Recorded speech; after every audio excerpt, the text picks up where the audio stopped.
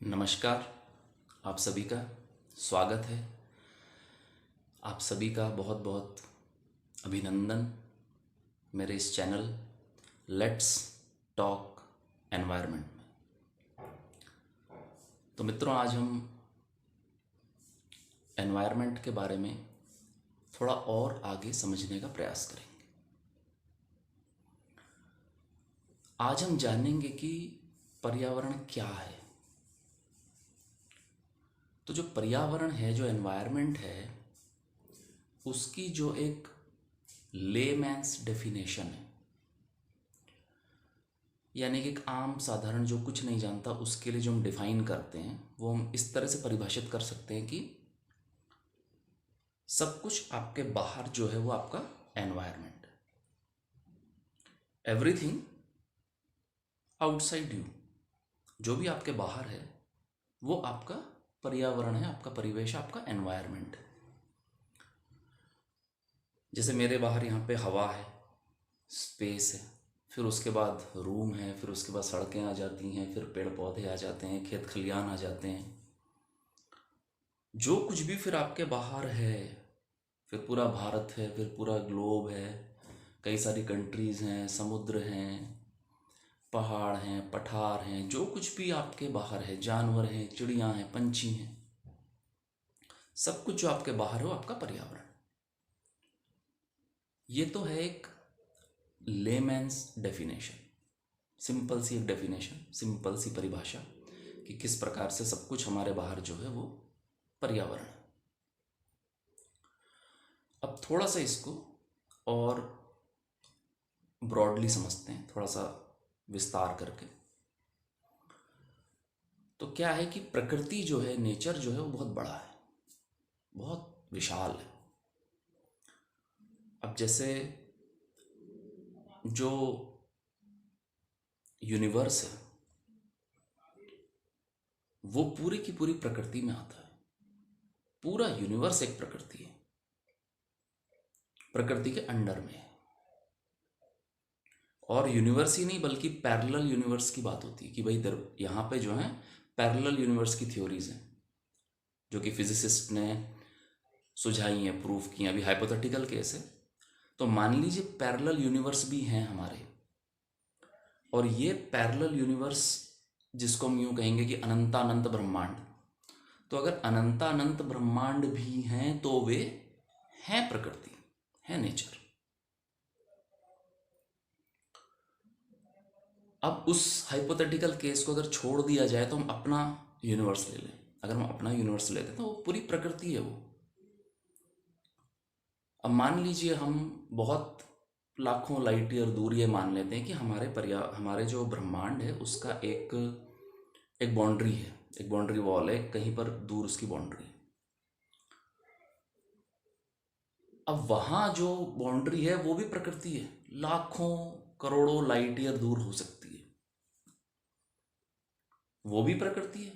लेकिन हम उसको डायरेक्टली अपना पर्यावरण नहीं कह सकते, क्योंकि उतने दूर की जो चीज़ें वो हमें डायरेक्टली अफेक्ट नहीं करती, हम पे जो है वो सीधा असर नहीं डालती। फिर वहाँ से हम थोड़ा करीब आ जाते हैं। अगर वहाँ से हम थोड़ा करीब आए तो फिर बहुत सारे गैलेक्सीज हैं, गैलेक्सीज भी बहुत सारे हैं, हजारों की संख्या में। अब वो गैलेक्सीज भी अलग अलग छितरे हुए हैं, सब प्रकृति, लेकिन हम पे वो असर नहीं डालती। हमारा ही हिस्सा है कहीं ना कहीं, हम उससे अलग नहीं है, अछूते नहीं है हमारा ही हिस्सा। अब उससे थोड़ा और करीब आ जाइए। फिर कुछ सोलर सिस्टम हमारे आसपास के, हमारे सोलर सिस्टम हमारे मिल्की वे के आसपास के, या मिल्की वे में ही दूसरे जो हैं, ये सोलर सिस्टम्स भी डिफरेंट हैं, बहुत दूर हैं, बहुत लाइट ईयर दूर हैं, हमारे ऊपर सीधे असर नहीं डालते, हैं प्रकृति का हिस्सा, प्रकृति ही है। अब हम अपने सोलर सिस्टम में आ जाते हैं। हमारा सोलर सिस्टम जो है वो भी प्रकृति है, पूर्ण प्रकृति।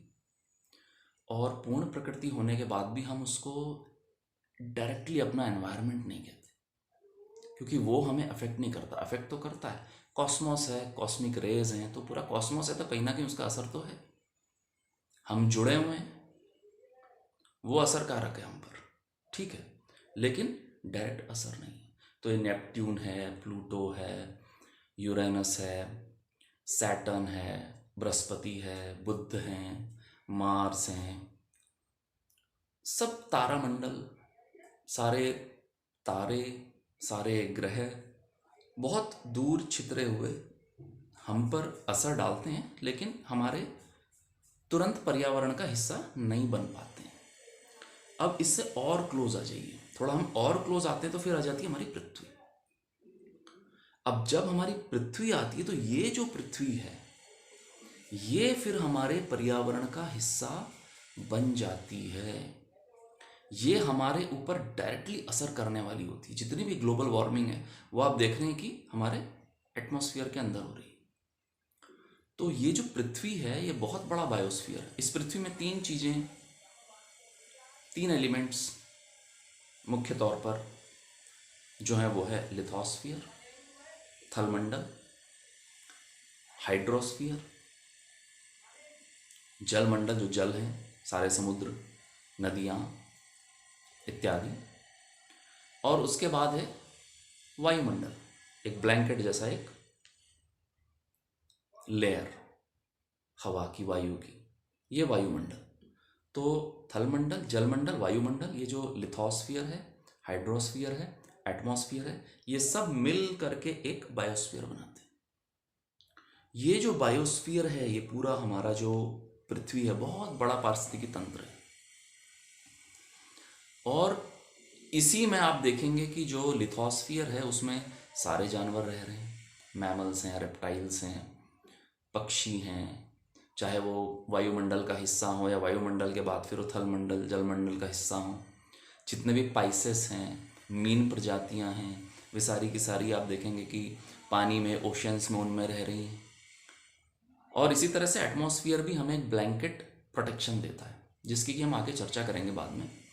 तो ये तीनों मंडल मिला करके, पूरा का पूरा अर्थ मिला करके बहुत बड़ा पारिस्थितिकी तंत्र हमारे लिए एक रहने की कंडीशन प्रोवाइड करता है। तो ये जो रहने की कंडीशन हमें इस एंटिटी में, इस जगह जो हमें प्रोवाइड होती है अर्थ में, ये ही हमारा एनवायरनमेंट होती है। समग्र रूप में, बड़े रूप में जो बायोस्फीयर है, जो पृथ्वी है, लिथोस्फीयर को मिला के, हाइड्रोस्फीयर को मिला के, एटमॉस्फियर को मिला के, ये सब हमारी प्रकृति है। अब इसमें क्या क्या आ जाता है हमारी प्रकृति में, हमारे पर्यावरण में? हमारे पर्यावरण में जंगल आ जाते हैं, हमारे पर्यावरण में पहाड़ आ जाते हैं, हमारे पर्यावरण में नदियाँ आ जाती हैं, तालाब आ जाते हैं, पोखरे आ जाते हैं, समुद्र आ जाते हैं बड़े बड़े। तो ये सारा का सारा जो व्यवस्था है एक पृथ्वी में, यही सबसे बड़ा बायोस्फीयर, सबसे बड़ा पारिस्थितिकी तंत्र हमारा एनवायरनमेंट होता है। अब थोड़ा और उससे क्लोज आएँ तो हमारे एनवायरनमेंट जो होता है थोड़ा सा हमारे आसपास का इलाका ज़्यादा जो हमें असर करता है वो होता है। जैसे हम भारत के रहने वाले हैं तो जो ट्रॉपिकल क्लाइमेट है यहाँ का, भारत का, वो हमें असर डालेगा। जो पहाड़ पे रहने वाले हैं तो जो पहाड़ी क्लाइमेट है, पहाड़ की जो स्थलाकृतियाँ हैं, पहाड़ की नदियाँ हैं, पहाड़ का हवा पानी है, वहाँ की जलवायु है, वो उनको असर करेगी। जो डेजर्ट में रहने वाले हैं वो उनको असर करेगी। जो कोस्टल एरियाज़ में रहने वाले हैं भारत में, तो कोस्टल एरियाज़ की जो जलवायु है, वहाँ पे मिलने वाले जो खाद्य पदार्थ हैं, वहाँ पे होने वाला जो टेम्परेचर है, वो सब उनको अफेक्ट करेगा। आप जहाँ भी हैं वहाँ पर आपको जो भी मॉइस्चर कंटेंट मिलता है, जो भी ह्यूमिडिटी आपको मिलती है, जो भी आपको टेम्परेचर आता है, लाइट इंटेंसिटी आती है जिससे कि टेम्परेचर बनता है, और जो भी हवा वहाँ पे वायु चलती है, जो भी वहाँ पे वनस्पतियाँ हैं, जो भी वहाँ पे जानवर हैं, तो हमारे आसपास का एक बड़ा माहौल जो होता है वो हमारा एनवायरनमेंट होता है। बेसिकली हमारा एनवायरनमेंट अगर हम समग्र रूप में कहें तो ये पृथ्वी ही है, जो कि एक बहुत बड़ा बायोस्फीयर है। तो प्रकृति तो बहुत बड़ी है। प्रकृति तो ब्रह्मांड के एंड पॉइंट तक, बाउंड्री वॉल तक भी अगर हम जाएंगे तो वहाँ तक भी प्रकृति है। तो ये जो नेचर है, नेचर तो बहुत बड़ा है, लेकिन वहाँ से और पास कुछ गैलेक्सीज में, फिर वहाँ से और पास कुछ सोलर सिस्टम्स में, फिर कुछ सोलर सिस्टम से और पास हमारे अपने सोलर सिस्टम में, फिर सोलर सिस्टम में जो ग्रह छितरे हुए हैं, तारामंडल छितरे हुए हैं, उनसे और पास फिर हमारे पृथ्वी। तो ये जो पृथ्वी है जो लिथोस्फीयर, हाइड्रोस्फीयर, एटमॉस्फेयर, ये सब मिल करके जो एक बायोस्फीयर बनता है, और इसमें रहने वाले जितने प्राणी हैं, स्थलचर हों, जलचर हों, स्थावर जंगम इत्यादि जितने प्राणी हैं, मैमल्स हैं, रेप्टाइल्स हैं, पाइसेस हैं, एव्स हैं, तो जितने भी ये प्राणी हैं हमारे, और हम मनुष्य भी, और सारे जंगल, सारी नदियाँ, सारे तालाब, सारी स्थलाकृतियाँ, चाहे वो पहाड़ हो, पठार हो, मैदान हो, किसी भी प्रकार का टेरेन हो, किसी भी प्रकार की स्थलाकृति हो, ये सारा का सारा एक बहुत बड़ा पारिस्थितिकी तंत्र हमारे पृथ्वी के रूप में हमारे समक्ष है। यही हमारा एनवायरनमेंट है, और इसी एनवायरनमेंट को हमने बचाना है। जो जहाँ है वो अपने उस एनवायरनमेंट को बचाए। जो पहाड़ी क्षेत्र के लोग हैं वो पहाड़ी क्षेत्र के एनवायरनमेंट को बचाएं, जो प्लेन्स के लोग हैं वो प्लेन एरिया के एनवायरनमेंट को बचाएं, जो कोस्टल एरियाज़ में हैं कोस्टल एरियाज़ के एनवायरनमेंट को बचाएं, जो द्वीपों में रहते हैं आइलैंड के जो उनके द्वीप हैं उनके एरिया को बचाएं, जो समुद्र के आसपास रहते हैं ओशन को प्रोटेक्ट करें, जो नदी के आसपास रहते हैं नदियों को प्रोटेक्ट करें। तो यही हमारा एनवायरनमेंट, हम जहाँ रहते हैं इस पूरी पृथ्वी में, वो हमारा एनवायरनमेंट, हमारा पर्यावरण होता है, जिसमें कि समग्र रूप से क्या इन्वॉल्व है, जमीन यानी कि थल, पानी और वायु, जो कि वायुमंडल में है, और उसमें रहने वाले सारे प्राणी इंक्लूडिंग मनुष्य को मिला करके, ये सब का सब हमारा एनवायरनमेंट होता है।